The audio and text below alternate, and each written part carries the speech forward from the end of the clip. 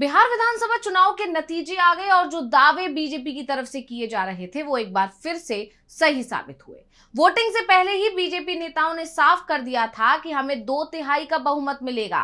तो वहीं महागठबंधन का दावा था कि चुनाव आयोग ने अगर कोई चाल नहीं चली तो फिर महागठबंधन आसानी से जीत जाएगा। वोटिंग और काउंटिंग के बीच 3 दिन का अंतर रखा गया था और इन 3 दिनों में काउंटिंग सेंटर पर जमकर हंगामा मचा रहा। कभी स्ट्रांग रूम के सीसीटीवी बंद होते थे तो कभी कोई गाड़ी अचानक ही काउंटिंग सेंटर पर पहुंच जाती थी। महागठबंधन की तरफ से जब इसको लेकर चुनाव आयोग से सवाल जवाब होते, विरोध होता, तो पुलिस की तरफ से लाठी के दम पर उसे दबाने की कोशिश भी की गई। तो चुनाव आयोग ने भी महागठबंधन के सभी आरोपों को स्वीकार किया, लेकिन बाद में यह कह दिया गया कि सभी खबरें भ्रामक हैं। वैसे खबरें भ्रामक हैं या चुनाव आयोग के दावे, इस पर जरूर महागठबंधन अब सवाल उठा रहा है। यहां तक कि चुनाव नतीजे दिखाने वाली चुनाव आयोग की वेबसाइट भी भ्रामक खबरें ही देती दिखाई दी। तो वोटों की गिनती में जो उम्मीदवार लीड ले रहा था उसकी लीड ही गायब कर दी गई और भी कई गलतियां काउंटिंग के समय दिखाई दी, जिससे विपक्ष अब भड़क उठा। तो आज हम अपने इस स्पेशल रिपोर्ट में चुनाव नतीजों के लिए हुई गड़बड़ी को लेकर बात करेंगे। नमस्कार, मैं हूं अंशिता। बिहार विधानसभा चुनाव के रुझान और नतीजे चुनाव आयोग की वेबसाइट पर भी तेजी से अपडेट किए गए। इस बीच चुनाव आयोग की वेबसाइट पर ऐसा कुछ हुआ जिसे देखकर लोग हैरान हो गए कि आखिर ऐसा कैसे हो सकता है। चर्चा होने लगी कि चुनाव आयोग एक बार फिर से धांधली कर रहा है और आयोग सवालों में घिर गया।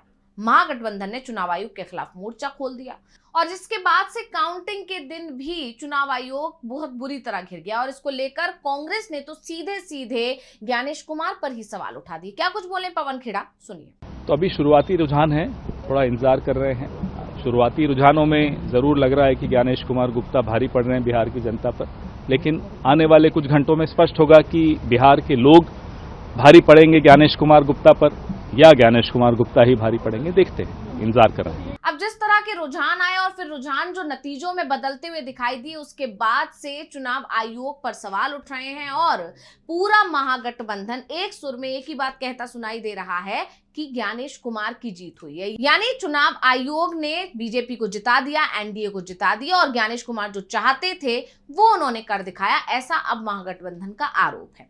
वहीं आप जानते हैं कि बिहार में वोट चोरी का मुद्दा शुरुआत से गरमाया हुआ था। एसआईआर प्रक्रिया जिस तरह जल्दबाजी में करवाई गई, उसको लेकर विपक्ष की तरफ से दावा किया जा रहा था कि ये सब कुछ बीजेपी को फायदा पहुंचाने के लिए ही कर रहा है चुनाव आयोग।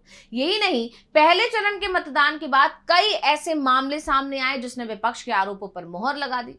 आरजेडी ने स्ट्रांग रूम पर नजर रखी और चुनाव आयोग से कई शिकायतें की। यानी चुनाव आयोग शुरुआत से सवालों में घिरा रहा था, लेकिन काउंटिंग के दिन जो हुआ उसने तो आरोपों को और ज्यादा पुख्ता ही कर दिया।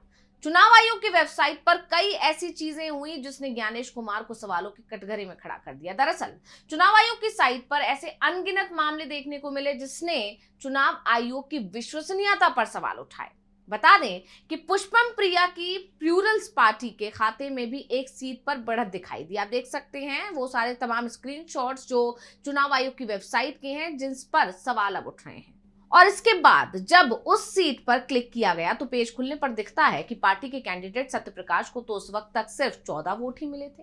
वहीं साइट पर राष्ट्रीय जनता दल के दीपू सिंह के खाते में 2960 वोट दिखाई दिए, लेकिन उनकी बढ़त 0 थी। इसके अलावा सबसे आगे चलने वाले दीपू सिंह समेत ज्यादातर कैंडिडेट्स के नाम के आगे तो लॉस्ट लिखा दिख रहा था। वहीं महज 12 वोट ही पाने वाले अभिषेक कुमार को पीछे दिखाया गया और इस तरह पहले नंबर वाले को हारा हुआ दिखा दिया गया और तमाम सीटों पर भी कैंडिडेट्स के आगे हार लिख गया था। लेकिन 14 वोटों वाले सत्यप्रकाश सबसे आगे दिखाई दिया। अब चुनाव आयोग में हालांकि ऐसा कुछ और सीटों पर भी दिखा। एकमा सीट पर भी ऐसा ही दिखाई दिया। यहाँ निर्दलीय जितेंद्र कुमार कन्नौज को बढ़त दिखाई दी, जिनके खाते में सिर्फ 54 वोट ही दिख रहे थे। इसके अलावा जेडीयू के सबसे आगे चलने वाले कैंडिडेट मनोरंजन सिंह, जो कि 3175 वोट पाने के बाद भी हारे हुए दिखा दिए गए। इस सीट पर ज्यादातर लोगों को हार दिखा दी गई, जबकि महज 45 और 38 वोट ही पाने वाले कैंडिडेट्स जवाहर प्रसाद और अभिजीत अभिज्ञान को मुकाबले में दिखाया गया। और इस बीच जब तमाम टीवी चैनलों ने करीब 200 सीटों के रुझान दिखा रहे थे, तब चुनाव आयोग की वेबसाइट पर रुझान आने शुरू भी नहीं हुए थे। यानी कहा जा सकता है कि बिहार विधानसभा चुनाव 2025 की मतगणना के दौरान तो चुनाव आयोग पर विपक्षी महागठबंधन की तरफ से कई गंभीर आरोप लगाए ही गए थे, लेकिन माना यह जा रहा था कि शायद काउंटिंग के दिन इस तरह के कोई आरोप नहीं लगेंगे, लेकिन जिस तरह से वेबसाइट पर ये गड़बड़ियां देखने को मिली उसके बाद चुनाव आयोग पर और आरोप लगने लगे। आप जानते हैं कि बिहार विधानसभा चुनाव 2025 की मतगणना के दौरान चुनाव आयोग पर विपक्षी महागठबंधन की तरफ से कई गंभीर आरोप लगाए गए थे। ये जो आरोप थे वो मतदाता सूची में हेराफेरी के आरोप थे, ईवीएम में छेड़छाड़ के आरोप थे और गिनती में साजिश से जुड़े भी आरोप थे। लेकिन ये माना जा रहा था कि काउंटिंग के दिन शायद चुनाव आयोग पर इस तरह के आरोप नहीं लगेंगे, क्योंकि ज्ञानेश कुमार की तरफ से, चुनाव आयोग की तरफ से लगातार ये दावे किए जा रहे थे कि बिहार का चुनाव बिल्कुल निष्पक्ष होगा। लेकिन काउंटिंग के दिन वेबसाइट पर जो ये गड़बड़ी देखने को मिली उसने चुनाव आयोग को एक बार फिर सवालों में खड़ा कर दिया है। और अब आरजेडी ने आरोप लगाया कि अधिकारी गिनती में हेराफेरी कर रहे हैं। कुछ ने तो यह भी कहा कि पूरा सिस्टम एनडीए के पक्ष में लगा है, जिससे जनादेश चुराया जा रहा है। यही नहीं, मुस्लिम बहुल इलाकों में जिस तरह से एनडीए को बढ़त मिली उसको भी धांधली बताया गया। विपक्ष ने ईसीआई से निष्पक्षता सुनिश्चित करने की मांग की और कहा कि अगर खेल हुआ तो आर पार की लड़ाई हो। इसके अलावा जिस तरह से रुझानों को नतीजों में तब्दील होते देखा गया, उसके बाद भूपेश बघेल का भी एक ट्वीट आया। उन्होंने लिखा, मुख्य चुनाव आयुक्त ज्ञानेश कुमार को बिहार चुनाव में जीत की बधाई। आपने बहुत मेहनत की, 64 लाख मतदाताओं के नाम काटे, 16 लाख नए मतदाताओं ने आवेदन किया, आपने 21 लाख नए नाम जोड़ लिए। धांधली पर धांधली, बेहिसाब धांधली, और भाजपा को आपसे अच्छा सहयोग नहीं मिल सकता। इसी तरह अखिलेश यादव ने लिखा, बिहार में जो खेल एसआईआर ने किया है वो पश्चिम बंगाल, तमिलनाडु, यूपी और बाकी जगह पर अब नहीं हो पाएगा, क्योंकि इस चुनावी साजिश का अब भंडाफोड़ हो चुका है। अब आगे हम ये खेल इनको नहीं खेलने देंगे। सीसीटीवी की तरह हमारा पीपीटीवी मतलब पीडीए प्रहरी चौकन्ना रहकर भाजपाई मंसूबों को नाकाम करेगा। भाजपा दल नहीं, छल है। इसके अलावा आम आदमी पार्टी के नेता संजय सिंह का भी बयान आया और उन्होंने भी इस पूरी बिहार चुनाव के लिए, या बिहार चुनाव में जिस तरह से नतीजे आए हैं सामने, उसके लिए ज्ञानेश कुमार को ही जिम्मेदार ठहरा दिया और साफ साफ कहा कि ज्ञानेश कुमार की वजह से ही बीजेपी को ये जीत मिली है। ये मेरा पहले का बयान है, 3 महीने पहले बोला था।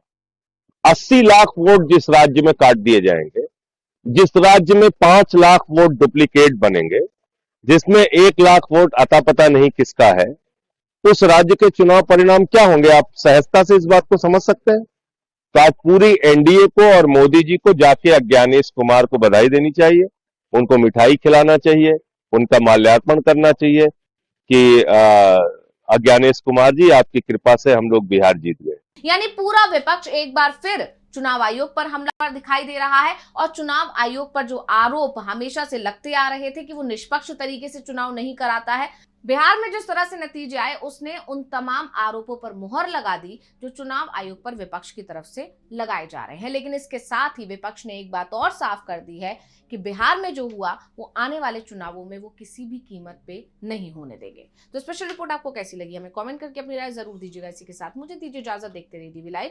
नमस्कार।